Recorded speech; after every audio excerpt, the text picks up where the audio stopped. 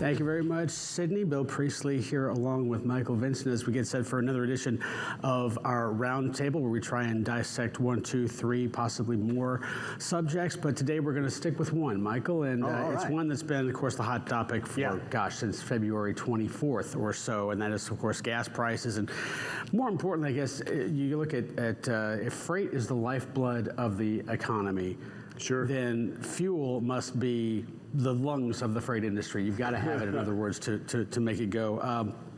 Just published just a few minutes ago was the Daily Watch, which had the latest gas prices on it. Right now, the highest ones in Fresno, California, $6.62 a gallon. Elizabeth, New Jersey, not too far behind at $6.39, and Dallas, right now in the middle of that, all at $5.21 there as well. Taking a look at what we've all known for a while. Sydney Edwards had this chart up earlier.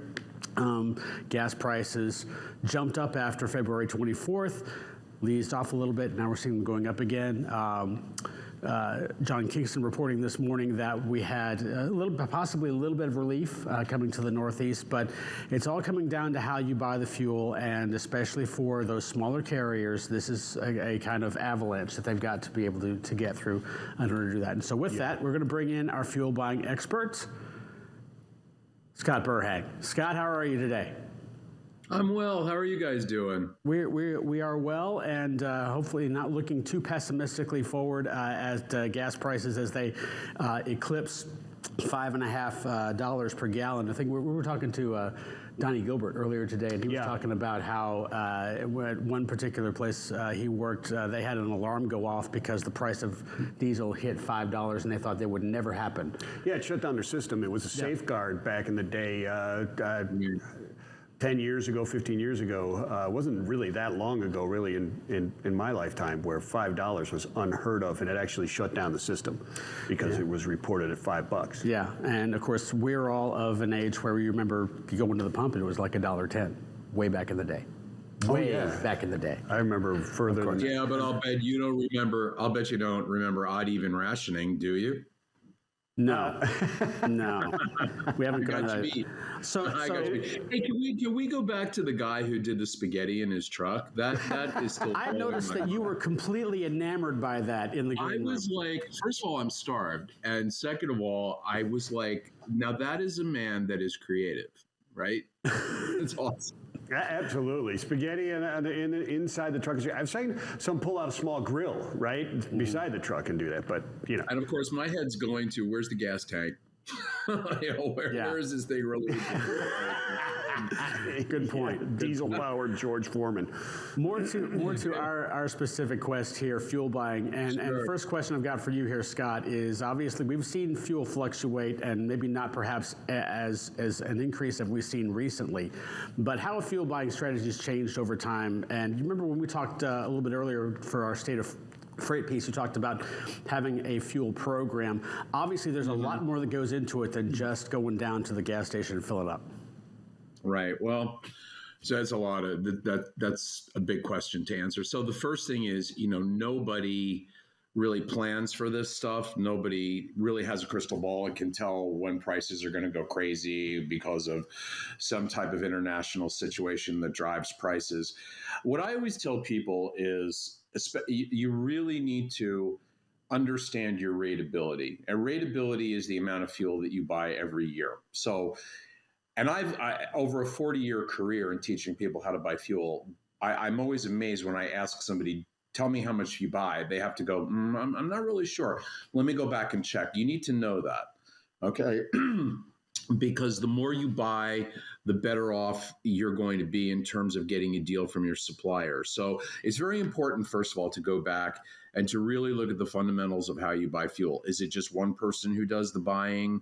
Now, if you buy over the road and you don't have bulk tanks, it's a whole different story. You're sort of at the mercy of what you pay on the road, unless you're using some type of debit card that has a discount attached to it. But if you are a bulk buyer, like many large fleets are, now is the time to go back to understand how much fuel you buy, to see who the person is in your shop that's buying it.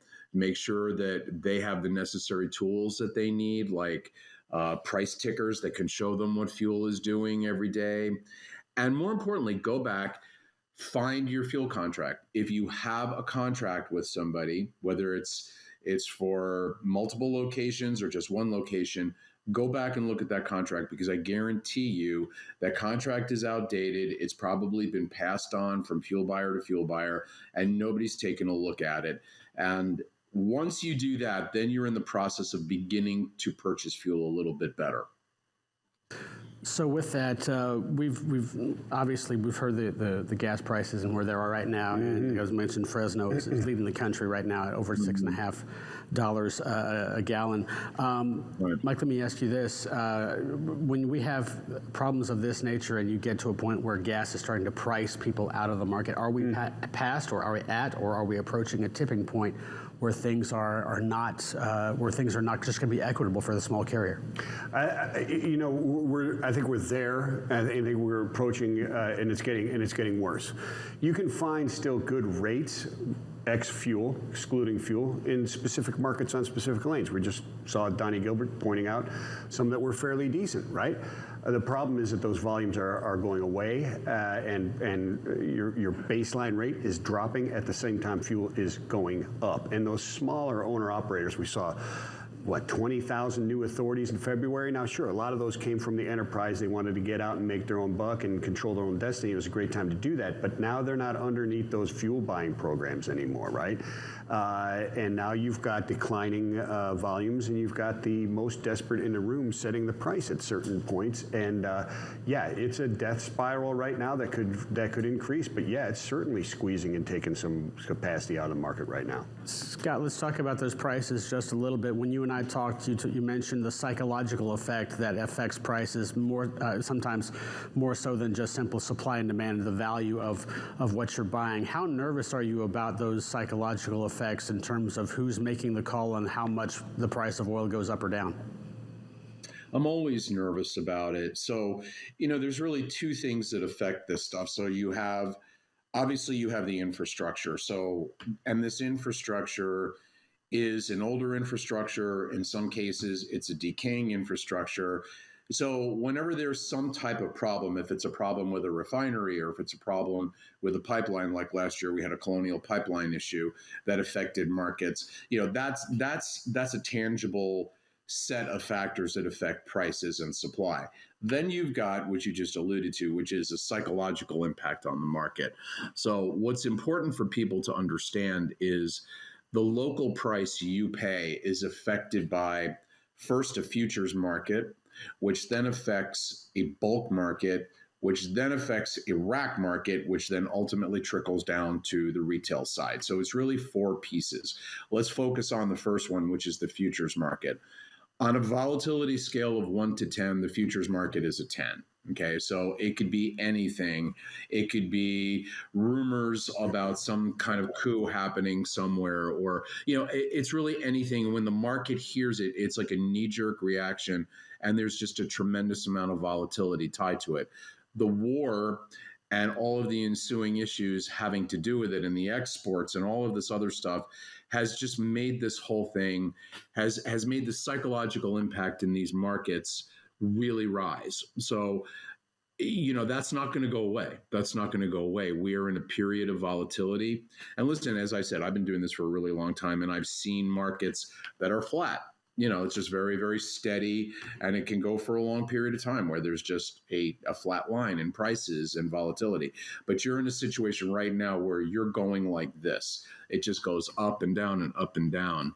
So, what I tell people is, again, back to what I was saying before, understand how much fuel you buy, and then have the information you need at your fingertips. Have basic price information on what's happening every day with fuel.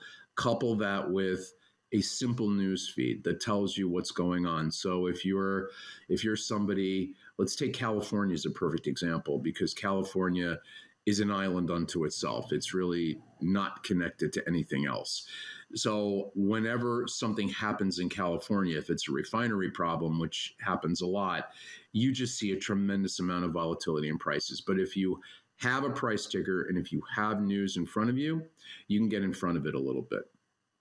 Let me ask you to put on your prognosticator's hat in just a little bit, and you as well, sir. When you look at what, say for instance, if we didn't have the major volatility issues that we have right now, for instance, Russia, Ukraine obviously being a huge one, in effect at the moment. If things were perhaps a bit calmer, and we still have gas prices as they are, where do you think we're going to see a new normal, and perhaps where do you think we may see a new floor as to what people should expect to be paying at the pump? Is it going to come down? And you remember you saying that we're going to be with this type of environment for quite a while.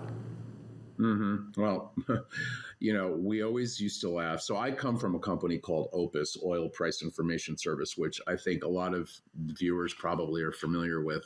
So the way to look at it is every gallon of gasoline or diesel fuel that transacts at some point transacted on an Opus rack price or a spot price. One thing we all learned at Opus was you just can't predict this stuff because you just don't know what's going to happen. So the best way to put it, or the best way for me to couch it at this point, is I don't think this volatility is going away anytime soon. I think you're in for a period of continued turbulence in this market. And the sad part is as the other gentleman was just saying before, this really impacts the bottom line, because I think when you guys led off, you were talking about fuel. And I mean, the way to look at it is fuel is a necessary evil, right? I've got trucks. I need to move my trucks. I need to move goods and products, and I have to buy fuel. The problem is that within a lot of these companies, there's no team of people that are educated in how best to buy fuel. So they allow themselves to be at the mercy of the market. And especially also if you don't have bulk storage and you're just fueling over the road and you're a small company with maybe 10, 20 trucks, you're devastated by it. It's devastating. You didn't sit down at the beginning of the year thinking that this was going to happen and you were going to be seeing $6 a gallon plus fuel prices. Nobody said that. So a lot of companies sit down at the beginning of the year and they go, all right, well, what did I spend on fuel last year? Okay, let's tack on another 7 or 8% to it. I can budget that in, but this blew out the 6 or 7 or 8% pretty early on. So it's devastating for a lot of people, and it's not going away. So Scott, in 10 seconds, what's one thing you want every carrier to be doing right now when they talk about fuel? I want everybody to really take a good look at their fuel buying program, understand who it is you have there, who's doing the fuel, see what their knowledge level is. They should reach out to a price reporting agency, or they should reach out to me. I'm happy to help them. And they should get the necessary tools that are easy to get. They're not that expensive. It lives on your desktop. It can live on your phone. And it's 10 minutes a day. It's 10 minutes a day that you spend watching this information and understanding what's happening in your local markets where your fuel comes from. But once you begin to understand that, you'll buy smarter, right? And beyond that, it's also important too, if you are a sizable and rateable buyer, now is the time to look at ways to employ a hedging program so you can recover some of this physical cost that you're losing. Thanks, Scott. Thanks so much, Scott. We really appreciate it. And hopefully things will get better, but obviously we're just going to have to wait this one out, I think. Yep. We'll keep our eye on it. We'll eye on it. But we'll do. Thanks so much for joining us. Mike, thank you for joining us as well. We'll come back with wrap up the rest of the show after this.